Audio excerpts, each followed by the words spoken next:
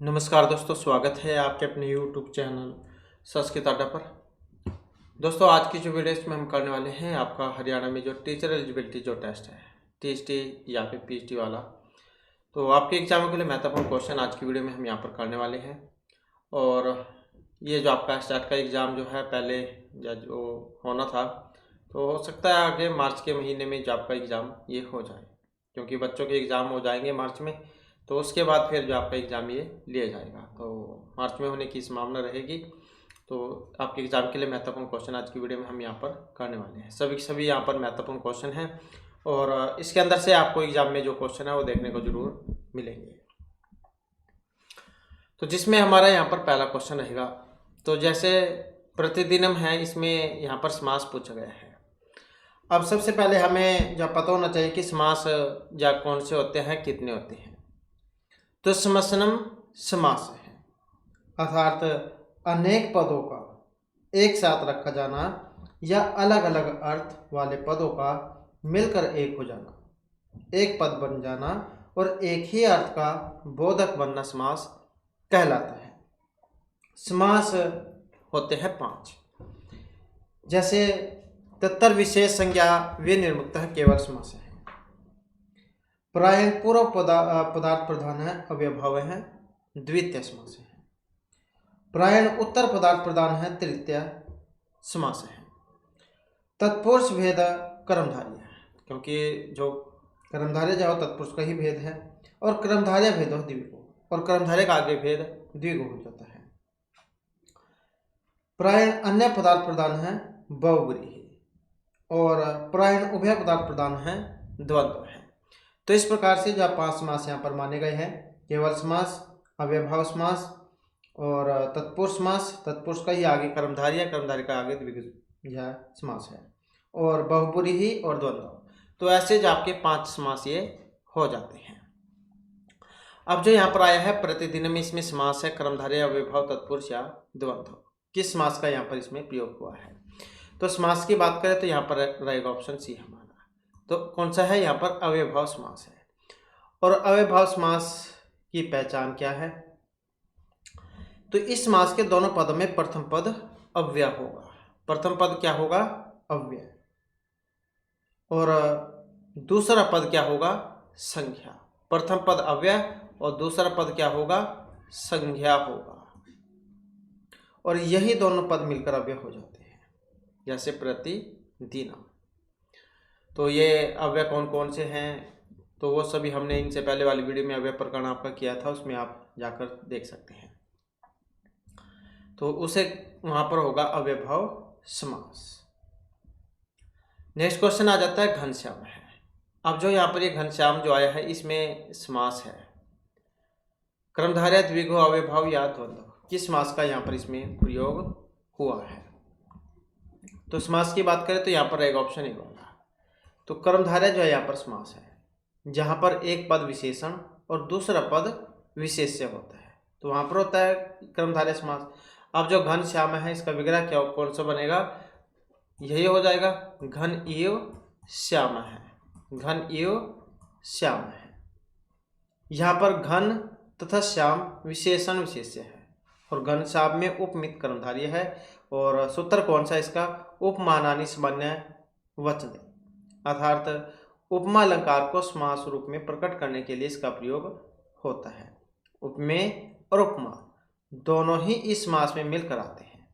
और अव्यभाव समास में प्रायः प्रथम पद अव्यय होगा और द्विगु समास में प्रथम पद संख्यावाची होगा, और द्वंद्व में दोनों ही पद प्रधान होते हैं। तो ये है घनश्याम, इसमें आपका कर्मधारय समास।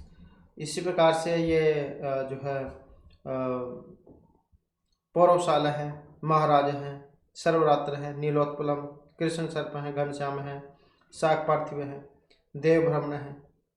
और तो ये जो आपके कर्मधारय समास के उदाहरण हैं। नेक्स्ट आ जाता है क्वेश्चन हमारा यहाँ पर त्रिवेणी। अब जो त्रिवेणी पद है, इसमें समास है, द्वंद्व है, अव्यभाव है, तत्पुरुष है या द्विगु है। तो किस समास का यहाँ पर प्रयोग इसमें हुआ है? त्रिवेणी। और सुर में देख सकते हैं आप, यहाँ पर संख्या दी गई है, त्रि मतलब 3। तो जहाँ पर संख्या होती है तो इसमें क्या है, द्विगु समास होता है।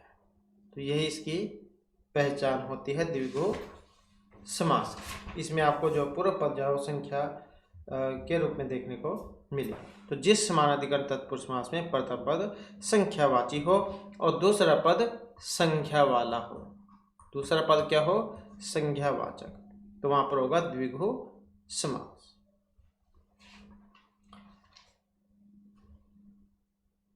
जैसे पंचगोम, त्रिलोकी, द्व्यंगलम, द्विरात्रम, त्रिरात्रम, तो ये सारे के सभी जो हैं द्विगु समास के उदाहरण हैं।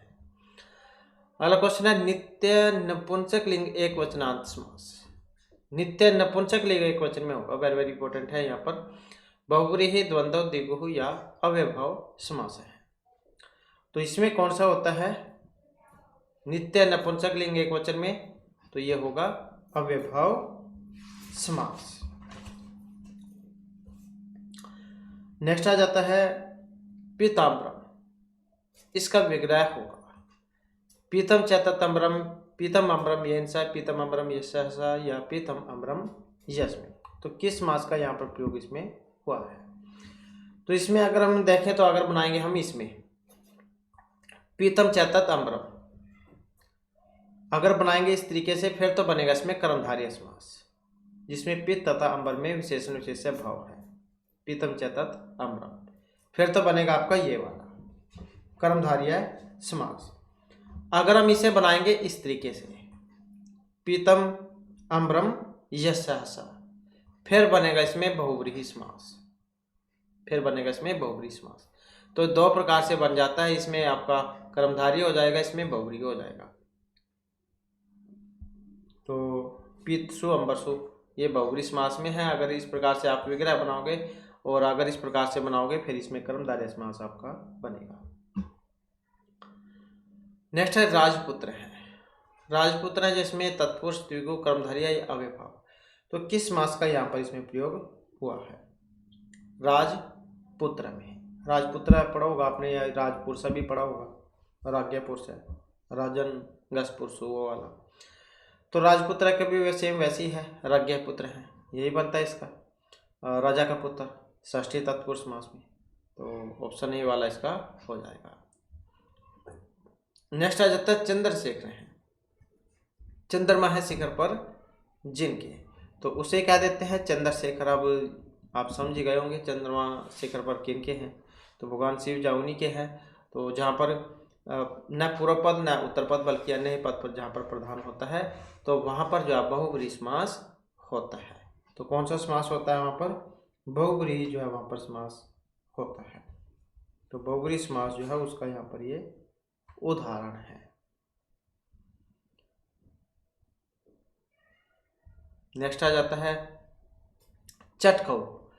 अब चटकऊ है, इसमें समास कौन सा है? द्विगु, कर्मधारय, द्वंद्व या फिर तत्पुरुष। तो चटकऊ, चटका च, चटकह च, तो कौन सा हो जाएगा इसमें? द्वंद्व समास। और जो द्वंद्व समास कहाँ पर होगा? जहाँ पर दोनों ही पद प्रधान होंगे, जिसमें पूर्व पद और उत्तर पद दोनों ही पद प्रधान होते हैं, वहां पर होता है द्वंद्व समास। च से दो या दो से अधिक संज्ञाओं को जोड़ा जाता है और तीन भेद जो है इसके माने गए हैं, इतरेतर, समाहार और एक शेष द्वंद्व समास। तो चिड़ा चिड़ी कह सकते हैं आप, तो द्वंद्व समास यहाँ पर इसमें हो गए। नेक्स्ट आ जाता है प्रतिदिन, जैसे कि अभी हमने ऊपर आए थे, तो कौन सा हो जाएगा इसमें? अव्ययभाव समास। नेक्स्ट है चौर्भ्यम, वेरी वेरी इंपॉर्टेंट है यहाँ पर चौर्भ्यम। अब किस समास का यहाँ पर इसमें प्रयोग हुआ है? चौर्भ्यम। और भी धातु जो है यहाँ से भी आप अगर हम इसे कारक प्रकार में लेके जाएं तो भी धातु के योग में पंचमी विभक्ति होती है। तो पंचमी विभक्ति में फिर आप जब इसे बनाओगे क्या बनेगा? चौर्भ्यम, चौराद भय, यही बनता है चौरगसी भैंसु। और कौन सा होता है इसमें? पंचमी तत्पुरुष समास, चौरगसी भैंसु, पंचमी तत्पुरुष समास। तो कौन सा हो जाएगा? ऑप्शन बी वाला। नेक्स्ट है उपगंगम। इसमें कौन सा समास है? अव्ययभाव, कर्मधारय, तत्पुरुष या फिर द्वंद्व, उपगंगम। तो जैसे कि हमने शुरू में पढ़ा, जहाँ पर शुरू में अवयव उपसर्ग होता है तो वहाँ पर अव्ययभाव समास होता है। अब उपगंगम में समास कौन सा है? तो इसमें रहेगा ऑप्शन ए। तो कौन सा हो जाएगा यहाँ पर? अव्ययभाव जो समास है इसका यहाँ पर प्रयोग इसमें हुआ है, उपगंगम।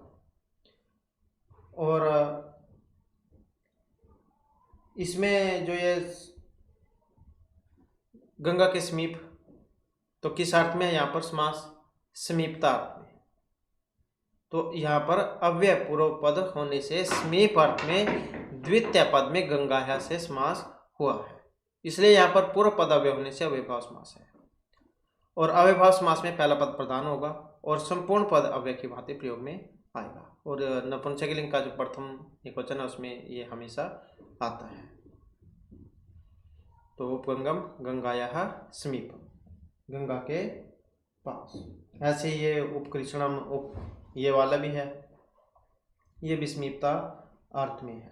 तो एग्जाम में पूछा भी जाता है कि इस अर्थ में है, तो समीपता अर्थ में। तो 16 अर्थों में होता है आपका ये समास अव्ययभाव वाला। नेक्स्ट आ जाता है भूत बलिहि। इस पद में कौन सा समास है? अव्ययभाव, बहुव्रीहि, तत्पुरुष या फिर द्वंद्व समास। भूत बलि, तो भूतों के लिए बलि। अब इसमें समास कौन सा होगा? तो समास की बात करें तो कौन सा चलेगा इसमें? ऑप्शन बी होगा। तो यहाँ पर भी जो है इसमें तत्पुरुष जो समास है उसका प्रयोग हुआ है। भूत बलि, भूतेभ्य है भलि। तो भूत शब्द यहाँ पर चतुर्थी विभक्ति में है और उत्तर पद बल ही प्रधान है, तो यहाँ पर चतुर्थी तत्पुरुष समास होगा।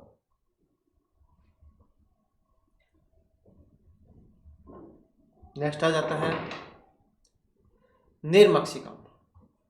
समस्त पद का जो विग्रह बनेगा यहाँ पर कौन सा बनेगा और कौन सा यहाँ पर समास है? तो समास की इसमें बात करें तो यहाँ पर ऑप्शन सी वाला बनेगा। निर्मक्षिकम, मक्षिका नाम अभाव है, मक्खियों का अभाव, मक्षिका आम निर्सो, तो यही बनता है अव्ययभाव समास। तो ये अभाव जो है अभाव अर्थ में है। नेक्स्ट आ जाता है किस समास में उभय पद प्रधान होते हैं? कर्मधारय, द्वंद्व, द्विगु या फिर तत्पुरुष समास में। तो दोनों ही पद जहाँ प्रधान होंगे किसमें होते हैं? जो आपका द्वंद्व जो समास है इसमें होता है प्रायण उभय पदार्थ प्रधान है, द्वंद्व है पंच में। तो जिस समास में प्राय दोनों पदों का अर्थ प्रदान हो तो वह द्वंद्व समास होता है। शिव केशव, ये वैसे तो बहुत सारे यहाँ पर उदाहरण हैं इसके द्वंद्व समास के। और जैसे द्वादश हो गया, दो च दस च, अहोरात्र अह च रात्रि च, कुक्कट मयूरो आता है, कुक्कट च मयूरी च, और धव खदीरो आता है, धव च खदीर च, संज्ञा परिभाषम, संज्ञा च परिभाषा च, पानी पादम आता है, पानी च पादव च, प्रावृट शरदव आता है, प्रावृट च शरद च, अर्थ धर्मो आता है, अर्थ च धर्म च, और हरिहरव, शिव केशव, पितरव, रामव, अष्टामी स्थिति, इस कृष्णव, रथिका स्वरोहणम, त्वक्षत्रम, वाक्तवचम, राम लक्ष्मणों। तो ये सभी के सभी जो है द्वंद्व समास के उदाहरण हैं। इसके बाद है पितरव। इसमें समास है बहुव्रीहि, तत्पुरुष, अव्ययभाव या फिर द्वंद्व समास। तो पितरव में जो है यहाँ पर समास कौन सा है? पितरव, तो यहाँ पर जो है द्वंद्व समास का प्रयोग हुआ है, क्योंकि द्वंद्व समास जो है इसके हमने अभी आपको 3 भेद बताए हैं, 3 भेद इसके होते हैं। तो ये पितरव जो आता है एक शेष द्वंद्व समास के अंतर्गत आता है। तो किसका उदाहरण है ये? एक शेष द्वंद्व समास का। माता च पिता च, एक शेष द्वंद्व समास। जिस द्वंद्व समास में 2 या 2 से अधिक पदों में से केवल एक ही पद शेष रहेगा तो उसे कहा जाएगा एक शेष द्वंद्व समास। तो प्रतिदिन में कौन सा है? अव्ययभाव। नेक्स्ट आ जाता है पूर्व पदार्थ प्रधान। तो पूर्व जो पद है उसमें प्रधान होगा वो कौन सा है? तत्पुरुष, द्वंद्व, बहुव्रीहि या अव्ययभाव। तो कौन सा होता है? तो जैसे कि हमने आपको बताया था, तो जो अव्ययभाव समास होता है इसमें ही पूर्व पद प्रधान होता है। नेक्स्ट है जिस समास में पहला पद संख्यावाची हो, फिर उसमें कौन सा होता है? तो संख्यावाची कौन सा होगा? जो द्विगु समास है इसी में होता है संख्यावाची, तो यही हो जाएगा। और ये जो क्वेश्चन है आपको इसी वीडियो में याद हो जाएंगे अगर इस वीडियो को एक दो बार आप देखते हैं। नेक्स्ट आ जाता है उपगंगम। जो उपगंगम है इसमें किस समास का प्रयोग हुआ है? उपगंगम में तत्पुरुष कर्मधारय अव्ययभाव या द्विगु, तो कौन सा है यहाँ पर? अव्ययभाव समास। नेक्स्ट आ जाता है जीवेशु मानवः श्रेष्ठ, वाक्य में रेखांकित पद में सूत्र है। ये जो जीवेशु है इसमें यथार्वाधिकरण यच्च निर्धारणम सप्तम अधिकरण है, साधु है, साधु प्रयोगी, तो कौन सा है इसमें? जीवेशु मानवः श्रेष्ठ है। तो ये जो जीवेशु जो यहाँ पर आया है, जैसे कि हमने जब कारक प्रकरण आपका किया था तो उसमें बताया था अगर आप कहीं दुकान पर चल जाते हैं, बहुत सारे फल हैं, उसमें से आप अच्छे अच्छे छांट लेते हैं, और ऐसे जब पूरी क्लास है, पूरी क्लास में से आपको एक को ही मॉनिटर बनाना हो तो वहाँ पर फिर यत च निर्धारण वाला सूत्र लगता है। मतलब बहुत सारों में से जहाँ पर आपने एक को ही छांटना हो। वैसे बहुत एक उदाहरण बताया था हमने आपके कालिदास श्रेष्ठ वाला, मनुष्य कालिदास श्रेष्ठ है, तो वैसे तो बहुत सारे मुनि हैं लेकिन कालिदास उसमें सबसे उत्तम है। इसी प्रकार से जीव में मनुष्य को सबसे उत्तम श्रेष्ठ माना गया है, तो वहाँ पर फिर ये सूत्र लगता है यत् से निर्धारण। नेक्स्ट आ जाता है भूतपूर्व है। इसमें यहाँ पर समास है पूर्वभूत है, पूर्वस्य भूत है, पूर्वभूत है या पूर्वात भूत है, तो भूतपूर्व है। कौन सा समास है भूतपूर्व में? तो और इसका विग्रह कौन सा है? तो यहाँ पर जो ऑप्शन रहेगा बी वाला, तो भूतपूर्व है, पूर्वम भूत है, पूर्व अम्भूतसु। और समास कौन सा है यहाँ पर इसमें?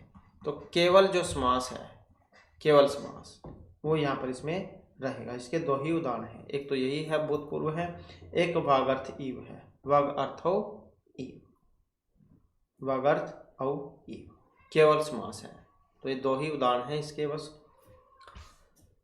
नेक्स्ट आ जाता है अस्वस्थ है। अब अस्वस्थ है इसमें समास है तत्पुरुष द्विगु बहुव्रीहि या अव्ययभाव, तो किस समास का यहाँ पर इसमें प्रयोग हुआ है? अस्वस्थ है, तो इसमें जो है ऑप्शन आएगा ये वाला, कौन सा? तत्पुरुष जो समास है उसका प्रयोग हुआ है। और ये तत्पुरुष समास जो है इसमें भी जो समास है न्याय तत्पुरुष समास, उसका यहाँ पर प्रयोग इसमें हुआ है। तो न्याय तत्पुरुष समास जो उसके अंतर्गत आएगा जिसका पूर्व पद न्याय मतलब ना हो और उत्तर पद कोई संज्ञा या विशेषण हो तो वहाँ पर न्याय तत्पुरुष समास होता है।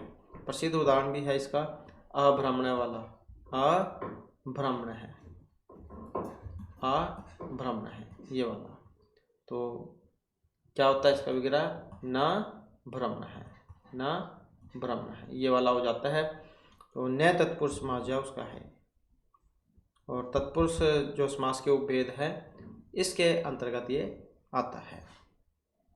अभ्रमण है, न भ्रमण है, अनअस्व है, न अस्व है, असत्यम, न सत्यम, तो ये सारे जो है न्याय तत्पुरुष समास के हैं। अस्वस्थ है, न स्वस्थ है। नेक्स्ट आ जाता है पंचगंगम। इसमें यहाँ पर समास है पंचगंगम में अव्ययभाव है, द्वंद्व है, द्विगु है या कर्मधारय है। पंचगंगम तो किस समास का यहाँ पर प्रयोग हुआ है? और देखने में तो ऐसा लग रहा होगा कि यहाँ पर क्या है? द्विगु समास है, संख्यावाची है मतलब द्विगु है, लेकिन ये क्या है? नदीवाची होने के कारण यहाँ पर अव्ययभाव जो समास है उसका प्रयोग हुआ है। नदीवी सूत्र है जो इसमें अव्ययभाव समास करेगा। नेक्स्ट आ जाता है क्वेश्चन हमारा महाकवि। महाकवि शब्द में प्रयुक्त समास है, कर्मधारय है, तत्पुरुष है, बहुव्रीहि या फिर अव्ययभाव। तो महाकवि किस समास का यहाँ पर इसमें प्रयोग हुआ है? समास की बात करें तो ऑप्शन आएगा ये वाला महाकवि, तो कौन सा है इसमें? कर्मधारय समास, महान च असौ कवि, यही हो जाएगा इसमें। और महाराज है, ये भी इसी का ही है। सर्वरात्र है, नीलोत्पलम, कृष्ण सर्प है, घनश्याम है, ये सारे कर्मधारय समास के हैं। नेक्स्ट आ जाता है पंचगौ। अब इसमें समास है तत्पुरुष बहुव्रीहि अव्ययभाव या द्वंद्व। पंचगौ तो कौन सा समास है यहाँ पर? तत्पुरुष समास। पंच नाम गवाम समाहार है। पंचनगस गोजस। नेक्स्ट आ जाता है अव्ययभाव समास का उदाहरण है द्वादश राजपुरुष अधिहरि या पितामह है। तो कौन से वाला उदाहरण है अव्ययभाव समास का, जिसमें शुरू में अव्यय उपसर्ग हो? तो वही होता है प्रायण पूर्व पदार्थ प्रधान है अव्ययभाव है। तो कौन सा होगा इसमें? ये वाला अधि। देख सकते हैं आप शुरू में अव्यय आ गया अव्यय उपसर्ग, तो मतलब अव्ययभाव समास। नेक्स्ट है चक्कर पाणी। अब चक्कर है हाथ में जिनके, ऐसा कोई व्यक्ति तो जिसके हाथ में चक्कर है, अब देख सकते हैं आप हाथ में चक्कर या किनके होता है, तो कौन सा समास यहाँ पर इसमें हो सकता है? तो इसमें अगर हम देखें तो ऑप्शन कौन सा बनेगा? ये वाला हो जाएगा बहुव्रीहि समास।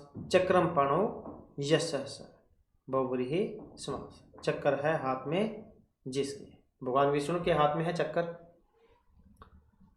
नेक्स्ट है प्रयत्न है। यहाँ पर ये द्वितीय तत्पुरुष कर्मधारय चतुर्थी अपराधी तत्पुरुष समास। किसका यहाँ पर उदाहरण है? प्रयत्न है। तो यहाँ पर जो है इसमें किसका है? प्रादि तत्पुरुष समास का। तो प्रादि तत्पुरुष समास जो है उसका उदाहरण है। और ये जो तत्पुरुष समास है इसके उभेद जो होते हैं उसके अंतर्गत है। यहाँ तत्पुरुष समास है, प्रादि तत्पुरुष समास है, उपपद तत्पुरुष समास है। तो ये जो प्रादि तत्पुरुष समास है इसका उदाहरण है जिस तत्पुरुष समास का प्रथम पद को गति संज्ञक या प्र आदि होता है, तो वहाँ पर होगा प्रादि तत्पुरुष समास। को पुरुष हैं और ये प्राचार्य है, प्रगताचार्य है, ये सारे इसी के उदाहरण हैं। नेक्स्ट आ जाता है समस्त पद रूपद भार्य है, इसका विग्रह होगा। अब जो रूपद भार्य है इसका विग्रह कौन से वाला है? रूपवत भार्य मतलब ऐसा कोई व्यक्ति जिसकी पत्नी सुंदर होती है, तो उसके लिए हम ये प्रयोग में लाते हैं। रूपवद भार्य है रूपवती भार्या यस्य स, रूपवत्सु भार्यसु। तो कौन सा समास होगा यहाँ पर? बहुव्रीहि समास। तो कौन सा हो जाएगा विग्रह? है ये वाला रूपवत्सु भार्यसु। नेक्स्ट है चौरभ्यम। कौन सा होगा? चौराभ्यम। तो अभी हमने पढ़ा था भय भी धातु के अर्थ में पंचमी विभक्ति होती है, तो पंचमी तत्पुरुष समास यहाँ पर हो जाएगा। नेक्स्ट आ जाता है अनुरूपम। अब इसमें कौन सा है? सुर में जहाँ पर अव्यय उपसर्ग हो तो वहीं पर होता है।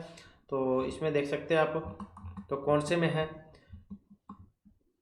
तो जैसे सुर में यहाँ पर इसमें देख सकते हैं अनु आ गया है, अनु।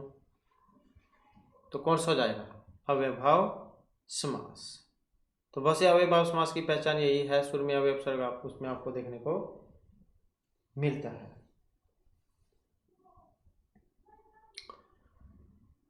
तो अनुरूपम रूपस्य योग्य, रूप के योग्य। नेक्स्ट आ जाता है यथाशक्ति। अब यथाशक्ति जो इसमें कौन सा है? बहुव्रीहि अव्ययभाव क्रमधारी या तत्पुरुष। कौन से समास है यहाँ पर यथाशक्ति में? और विग्रह क्या होता है? यथाशक्ति शक्ति मंती क्रम में है, तो यही होता है इसका। और समास कौन सा हो जाएगा? तो अव्ययभाव समास हो जाएगा इसमें। यथाशक्ति अव्ययभाव समास शक्तिमंती क्रम है। शक्ति अम यथासो, ये इसका अलौकिक हो जाएगा। तो कौन सा हो जाएगा? अव्ययभाव। नेक्स्ट आ जाता है राजपुरुष हैं। राजपुरुष है या राजपुत्र है, बात एक ही है। कौन सा हो जाएगा? राज्य है, पुत्र है, राजा का पुत्र। तो कौन सा हो जाएगा? षष्ठी तत्पुरुष समास।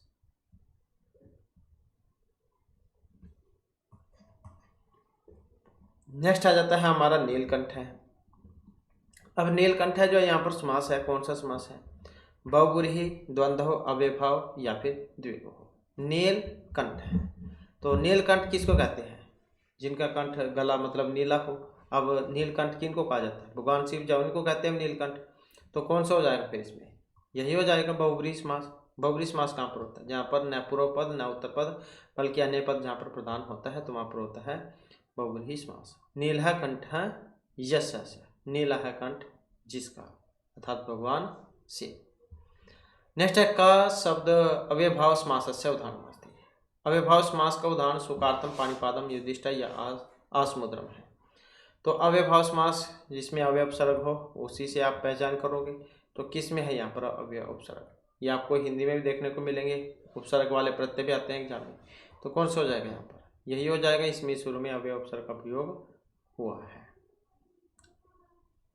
नेक्स्ट आ जाता है कर्मधारय समास। किस समास का एक भेद है? अव्ययभाव है, बहुब्रीहि, तत्पुरुष या द्विगु, किसका है? तो जैसे कि हमने आपको शुरू में बताया था, तत्पुरुष का ही भेद है आपका ये कर्मधारय समास। नेक्स्ट है कंभुकंठ है, समस्त पद का जो सही विग्रह होगा। अब इसका सही विग्रह यहाँ पर इनमें कौन से वाला है?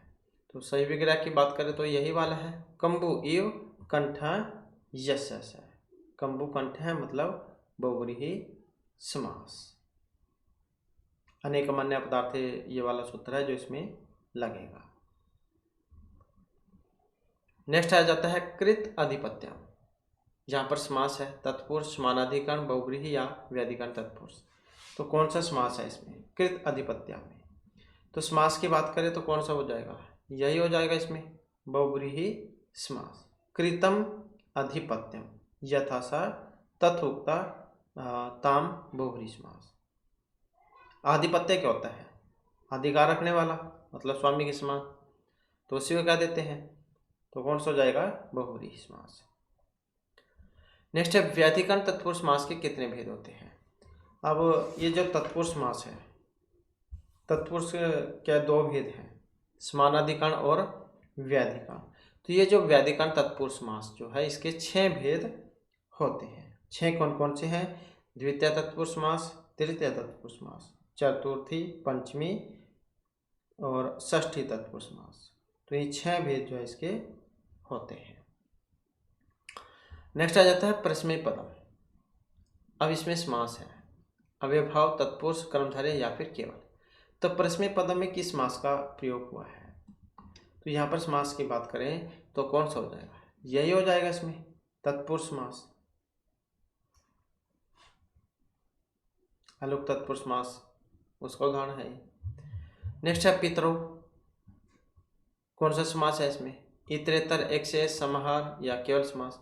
अभी हमने आपको बताया था द्वंद्व समास के 3 भेद होते हैं, तो जो यहाँ पर इसमें दिए गए हैं, इतरेतर, एक्सेस और समाहार। अब ये वाला जो उदाहरण है किसका है? पितरो। तो माता चाय पिता चाय, मतलब एक्सेस द्वंद्व समास, तो इसी का उदाहरण है। और अगर इतरेतर का होता कौन सा होता? शिव केशव, ये होता है इतरेतर का। और जहाँ पर समूह का बोध होता तो फिर कौन सा होता? पानी पाता। इसके बाद है नग अधिराज है, अस्मिन पदे विग्रह स्यात्। अब इसमें जो है विग्रह होगा। अब विग्रह कौन सा होगा नगाधिराज में? तो नगह च अधिराज च, यही कहा जाता है नगाधिराज, मतलब पर्वतों का राजा, हिमालय पर्वत का नाम नगाधिराज है। तो कौन सा समास हो जाएगा इसमें? बहुव्रीहि समास। तो कौन सा हो जाएगा? ऑप्शन डी वाला, नगा नाम अधिराज है। नेक्स्ट आ जाता है आमेखला, अस्मिन पदे समासः अस्ति, अव्ययभाव, तत्पुरुष, बहुव्रीहि या फिर द्वंद्व। तो किस समास का यहाँ पर इसमें प्रयोग हुआ है? आमेखलम, तो कौन सा है? अव्यय उपसर्ग, मतलब कौन सा हो जाएगा? अव्ययभाव समास। नेक्स्ट है पितृ शुश्रूषक है, इसका भी जब हम समास विग्रह करेंगे तो कौन सा बनेगा? पिता च शुश्रूषक च, पितुः शुश्रूषक है, पिता च असौ शुश्रूषक च, पिता शुश्रूषक है, यश है। तो इसमें कौन सा समास है? और इसमें अगर हम समास की बात करें तो कौन सा हो जाएगा? पी वाला हो जाएगा, ये वाला, पितुः शुश्रूषक है। तो ये पितृ शुश्रूषक जो है पितुः शुश्रूषक है। पंचमी षष्ठी जो समास है वो यहाँ पर उसमें होगा।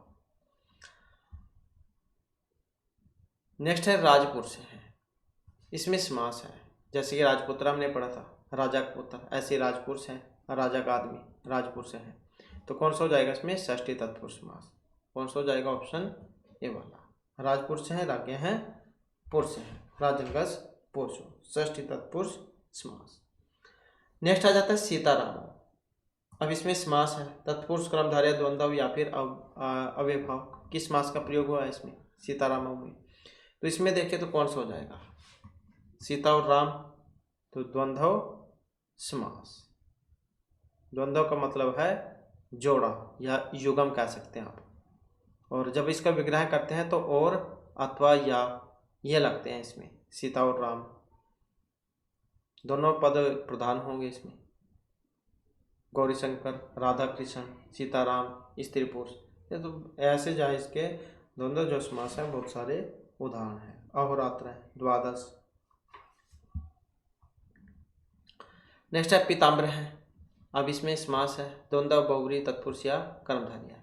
तो जैसा कि हमने ऊपर इसका विग्रह आपको बताया था, तो इसमें दो प्रकार से समास हो जाता है।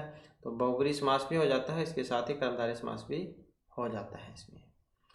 नेक्स्ट है अधीत विद्या है। इसमें समास होता है तत्पुरुष, द्वंद्व, कर्मधारय या बहुब्रीहि। अधीत विद्या, जिसने विद्या पढ़ ली हो तो उसी के लिए प्रयोग में आता है। तो कौन सा हो जाएगा? अधीतः विद्या येन च, जिसने विद्या सीख लिया हो, मतलब बहुब्रीहि समास, ऐसा कोई व्यक्ति। नेक्स्ट है अव्ययभाव समास का उदाहरण है। तो कौन कौन से अव्ययभाव समास के उदाहरण यहाँ पर? तो कौन कौन से हैं यहाँ पर? यही हो जाएगा बस, उपनेत्रम, यही है इसका। नेक्स्ट आ जाता है समासस्य कति मुख्य भेदा। अब जो समास जो है इसके मुख्य भेद हैं। अब मुख्य भेद होते हैं, कितने होते हैं? अष्ट, त्रय, चत्वारः या फिर पंच। तो समासस्य कति मुख्य भेदा, तो कितने हैं? वैसे तो हमने 5 पढ़े, लेकिन 4 जो यहाँ पर मुख्य माने गए हैं। अव्ययभाव, तत्पुरुष, बहुब्रीहि, कर्मधारय।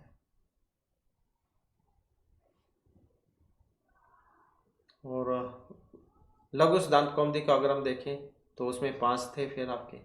तो एग्ज़ाम में आप 5 ही जो है करके आइएगा, क्योंकि लघु सिद्धांत कौमुदी में आपका केवल समास भी दिया गया है। वैसे तो जो ये 8वीं 10वीं की बुक्स जो है इनमें तो केवल समास के शायद बारे में ना हो, लेकिन जो लघु सिद्धांत कौमुदी जो उसके अनुसार पूछे जाएंगे आपसे क्वेश्चन, तो 5 जो इसमें होते हैं। तो 5 ही करके आइएगा आप, क्योंकि इसमें केवल है अव्ययभाव, तत्पुरुष, बहुब्रीहि, द्वंद्व। तत्पुरुष के आगे द्विगु और द्वंद्व कर्मधारय और जो द्विगु है वो इसी के भेद आगे। तो 5 जो है भेद आप कीजिएगा। इसके बाद है महाकाव्य में कौन सा समास है? अव्ययभाव, बहुब्रीहि, तत्पुरुष या फिर कर्मधारय। तो महाकाव्य में कौन सा समास है?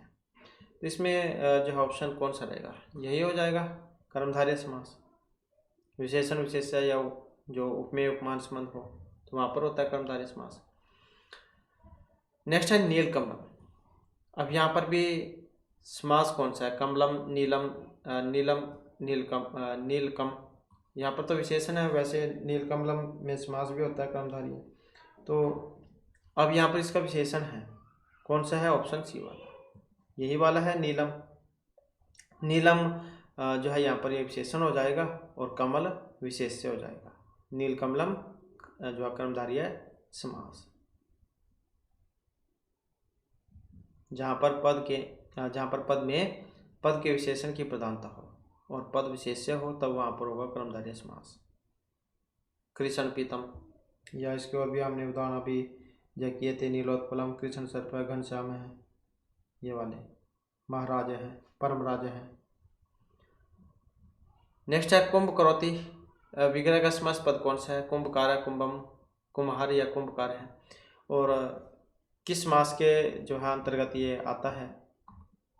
तो हमने अभी आपको जो तत्पुरुष समास जो है इसके उपभेद बताए थे। तो इसमें जो उपतत्पुरुष समास है उसी का उदाहरण है कुंभकार है, कुंभम करोति।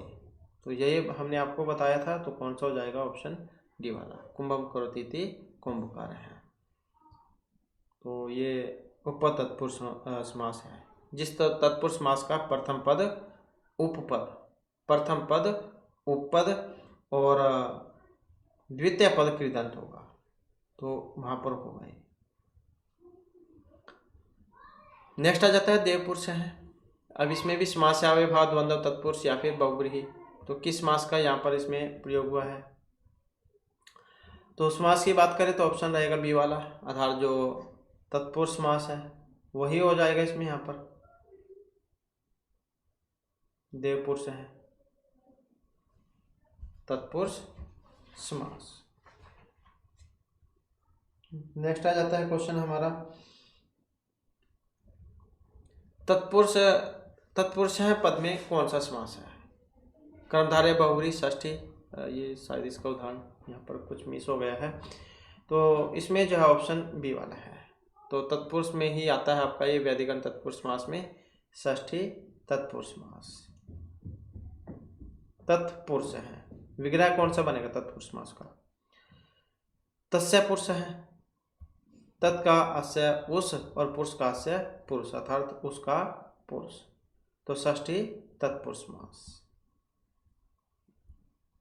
तो ये षष्ठी तत्पुरुष समास जो उसके अंतर्गत है। तत्पुरुष है, राजपुरुष है, राजा का आदमी वो था जैसे, तत्पुरुष है उसका आदमी। इसके बाद आ जाता है मुनि श्रेष्ठ है, इसमें कौन सा समास है? तो सप्तमी है, चतुर्थी है, षष्ठी या कोई सभी नहीं, मुनि श्रेष्ठ है। तो किस समास का यहाँ पर प्रयोग हुआ है इसमें? तो समास की बात करें तो ऑप्शन कौन सा हो जाएगा? ए वाला हो जाएगा, सप्तमी तत्पुरुष समास यही है इसमें, मुनि श्रेष्ठ है, जो मुनियों में श्रेष्ठ हो। नेक्स्ट है राज्य समीपम, इसका जो समस्त पद है वो कौन से वाला है? राज्य समीपम का, तो कौन सा है इसका? उपराजम, यही होता है इसका, तो कौन सा हो जाएगा यहाँ पर? सी वाला, उपराजम राज्य है समीपम। तो ये भी उदाहरण आपका एग्जाम की दृष्टि से महत्वपूर्ण है। राज्य समीपम राजनगस उपसु अविभाव समास। इसी प्रकार से ये उपजरसम है और ये उपकृष्णम आता है, उपकृष्णेन भी आ जाता है एग्जाम में, उपचर्मम आता है, उपसमीधम। नेक्स्ट है हेमघट है, इसमें यहाँ पर समास है तृतीय तत्पुरुष, षष्ठी, बहुव्रीहि या एक भी नहीं, हेमघट है। इस शब्द में यहाँ पर समास है, तो किस समास का प्रयोग हुआ है इसमें? तो यहाँ पर षष्ठी तत्पुरुष समास यही हो जाएगा जो ऑप्शन सी में दिया गया है। नेक्स्ट है धव खदीरो। अब इसमें यहाँ पर कौन सा है? द्वंद्व समास। सूत्र कौन सा है? अल्पस्तर्त्वात्, ज्येष्ठ अनुपूर्व्यात्, अजदंतवात् या अभिहितवात्, धव खदीरो में। और वेरी वेरी इंपॉर्टेंट है ये वाला क्वेश्चन भी। तो कौन सा हो जाएगा इसमें? यही हो जाएगा अल्पस्तर, यही वाला सूत्र लगता है इसमें। जिस शब्द में कम अक्षर हो वह पहले आना चाहिए। धव खदीरो, धव च खदीर च, धव खदीरो। शिव केशव है, शिव च केशव च, शिव केशव होता है न कि केशव शिव, तो वहाँ पर ये वाला सूत्र लगता है अल्पस्त्वात्। तो इस प्रकार से जो हमारे क्लास में महत्वपूर्ण क्वेश्चन थे, और नेक्स्ट वीडियो की उसमें आपके लिए इस आगे के जो महत्वपूर्ण क्वेश्चन हम लेकर आएंगे। और दोस्तों हमारे साथ अंत बनाने के लिए धन्यवाद।